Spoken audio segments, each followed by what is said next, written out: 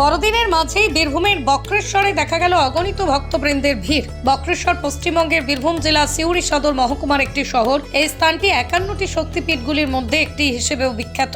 সেখানে আদি শক্তিকে উৎসর্গিত করে মন্দির রয়েছে। এটি হিন্দুদের একটা প্রধান তীর্থস্থান। তারাপীঠে অবস্থিত বক্রেশ্বর মন্দিরটি ভগবান শিবের উদ্দেশ্যে নিবেদিত একটি উল্লেখযোগ্য তীর্থস্থান। মন্দিরটি 7টি উষ্ণ প্রস্রবণ দ্বারা বেষ্টিত, যেগুলোর ঔষধি গুণ রয়েছে বলেই বিশ্বাস করা হয়। মন্দিরটি তার স্থাপত্য, সৌন্দর্য, নির্মল পরিবেশের জন্য পরিচিত। মন্দিরটি একটা উল্লেখযোগ্য তীর্থস্থান, সারা দেশ থেকে ভক্তদের আকর্ষণ করে। মন্দিরের প্রধান দেবতা হলেন ভগবান শিব। একটি শিবলিঙ্গ দ্বারা প্রতিনিধিত্ব করা হয়। মন্দির কমপ্লেক্সে অন্যান্য দেবতাও রয়েছে, যা একটি সামগ্রিক আধ্যাত্মিক অভিজ্ঞতা প্রদান করে। মন্দিরটি ভারত জুড়ে তাদের আধ্যাত্মিক যাত্রার প্রতিনিধিত্ব করছেন। মন্দির কমপ্লেক্সে অন্যান্য দেবতারাও রয়েছে। মন্দিরটি ভারত জুড়ে তাদের আধ্যাত্মিকতায় যাত্রায় ভক্তের জন্য একটা জনপ্রিয় স্টপ।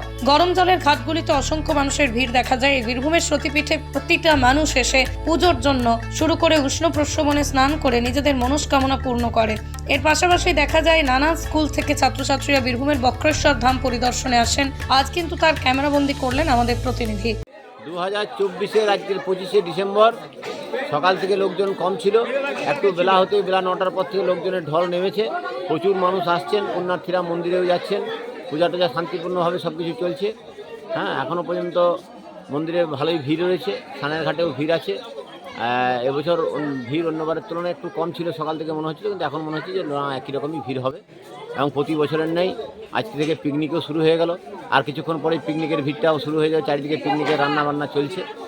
মানুষ শান্তিপূর্ণভাবে এসে বক্রেশ্বরে পূর্ণ গরম জলে স্নান করে গরম জল দেখে মন্দির পরিদর্শন করছেন। বড়দিন আজকে আমরা বড়নগর থেকে আসছি, প্রতি বছরই প্রায় আসি। এবছর এসে আরও খুব ভালো লাগছে। প্রতি বছরের থেকে এবছরটা আরও বেশি আনন্দ করলাম। পুজো দেওয়া থেকে শুরু করে সব কিছুতেই খুব ভালো লাগলো। প্রতি বছর যেন এর থেকে আরও ভালো হয় এবং প্রতিটা বছর যেন এরম করেই কাটে। বক্রেশ্বরে প্রতি বছরই আসছি, এবছর এসে আরও ভালো লাগলো। বক্রেশ্বরে পুজো দেওয়া থেকে শুরু করে এখানকার ইনফ্রাস্ট্রাকচার থেকে শুরু করে সব কিছুই ভালো লাগছে। বীরভূমের বক্রেশ্বর থেকে সংকল্পদের রিপোর্ট।